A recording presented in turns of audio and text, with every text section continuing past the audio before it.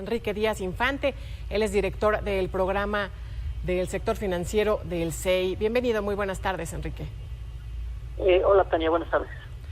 Oye, bueno, justamente para pensar pues a futuro, pero pues ya sabes que el futuro nos alcanza de volada, ¿cuáles son algunas de las medidas que tendríamos que estar tomando hoy los trabajadores para alcanzar a tener una pensión pues que pudiéramos llamar holgada?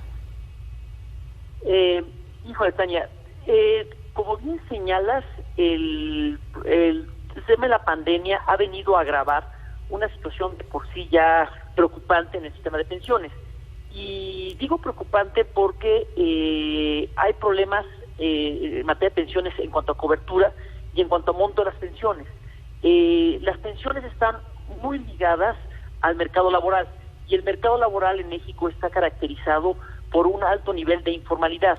Casi el 60% de la población económicamente activa labora en la informalidad, es decir, no cotiza en el seguro social, y eso hace, y tampoco paga impuestos. Entonces, eso hace que las pensiones tengan una cobertura de población baja, más o menos con una Afore. Hay 60 millones de mexicanos, pero las aportaciones que hacen a su Afore son inconstantes porque salen y entran del mercado laboral formal, pasan de la formalidad a la informalidad y viceversa.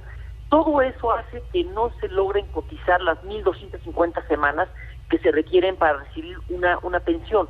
Entonces, con todos estos datos, lo que te estoy queriendo transmitir, Tania, es que con un mercado laboral muy precario en México, con sueldos bajos, pues al final del día repercute en pensiones bajas para aquellos afortunados que logran alcanzar una pensión. Entonces, y lo que señalabas antes de empezar la entrevista al aire a tu auditorio, en cuanto a estos retiros masivos de pensiones, bueno, también es muy preocupante porque esto va a afectar la tasa de reemplazo, es decir, el monto de las pensiones que van a recibir las personas. ¿Qué hacer? Era tu pregunta. ¿Qué hacer? Bueno, uno, tenemos que mejorar urgentemente el mercado laboral. Dos, para que más la gente permanezca en la formalidad, menos en la informalidad. Dos, si se va a estar en la informalidad o en el autoempleo, pues incentivar el ahorro voluntario. Tres, disminuir quizás el requisito de las 1,250 semanas que se establece hoy en día para recibir una pensión.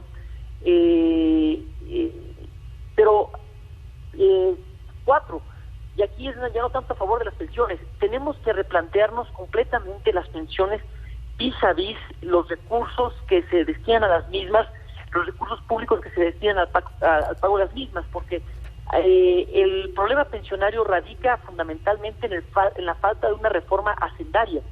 Mientras no levantemos la recaudación, mientras tengamos una recaudación tan magra del 13.3%, sumando ISR e IVA, y sumamos el IEPS, podremos llegar más o menos como a un 16-17% del PIB. Pues lo único que vamos a hacer es quitarle gasto de educación, gasto de salud y gasto de infraestructura para pagar pensiones. Entonces estamos viendo que el problema de las pensiones es una lucha intergeneracional. Los que ya están pensionados, con mucho, los más beneficiarios, los ex trabajadores de CFE, de Pemex, demás paraestatales, en contra de los que estamos en el mercado laboral y que no somos de la generación. Yo soy de los afortunados, yo tengo 49 años, yo llevo cotizando desde el 89. Las reformas al sistema de pensiones se dieron a partir de 95 con efectos al 97. Entonces, soy de los que puede optar por irme por una pensión de beneficios definidos, es decir, no por mi Afore, sino con cargo al contribuyente, y que mi hijo Lorenzo y los demás pues la paguen. Entonces soy de los afortunados. Pero aquellos que empezaron a cotizar, a trabajar a partir de las reformas del 95, se van a jubilar con su Afore y va a ser completamente insuficiente. Y ahorita, además, le están pegando por la pandemia a su ahorro por esos retiros, esos 1,856 millones de pesos que se han ido retirando. Bueno, todo esto va a hacer que sean pensiones magras. ¿A dónde quiero llegar con todo esto? Si no replanteamos de la mano todo este de pensiones con una reforma hacendaria, vamos a estar pateando el bote y ya no nos queda mucho tiempo para enfrentarnos a una situación terrible en el tema pensionario. Y todos estos que están retirando recursos de su pensión, pues después van a pedir que lo rescate el Estado. Entonces, nuevamente va a ser seguir patear el bote para que el gobierno que venga le tenga que meter recursos fiscales para resolver este problema. Entonces, es muy preocupante lo que señalas y el sistema de pensiones, pues estos retiros van a afectar el monto de las pensiones de aquellos que se retiren con favor.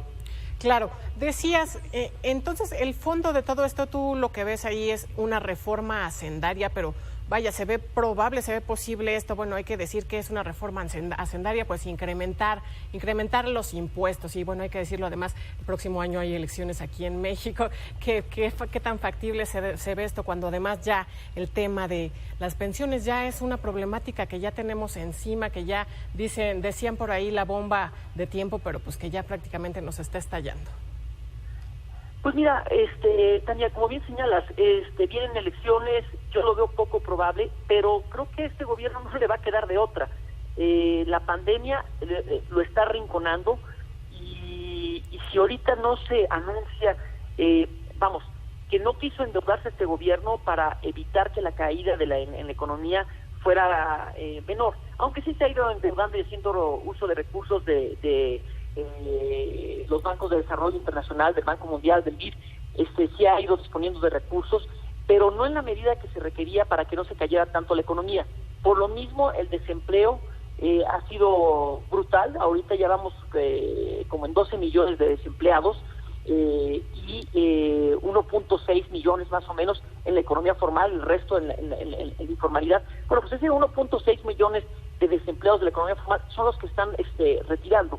Ir a hacer una reforma hacendaria el gobierno hacia adelante, pues debería de hacerla con efectos en 2022 para no ahondar la recesión. Ahorita es una recesión brutal y lo peor que puedes hacer es subir los impuestos, pero hacia adelante se tendría que hacer esto para poder resolver el problema pensionario.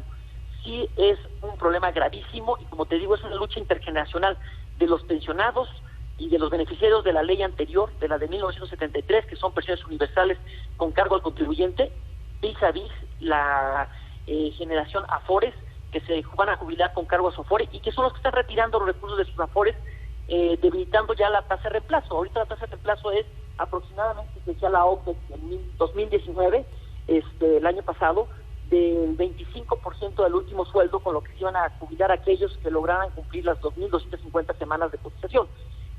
Ahorita va a ser mucho menos si están arañando su pensión, y necesariamente van a pedir un rescate del gobierno. Entonces, por eso digo que la reforma pensionaria pasa por una reforma fiscal.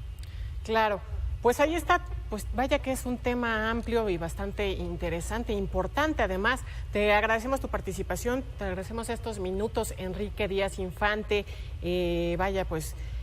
director del programa del sector financiero del 6. Muchas gracias por estar en Mega Noticias. Encantado, Tania, seguimos en contacto.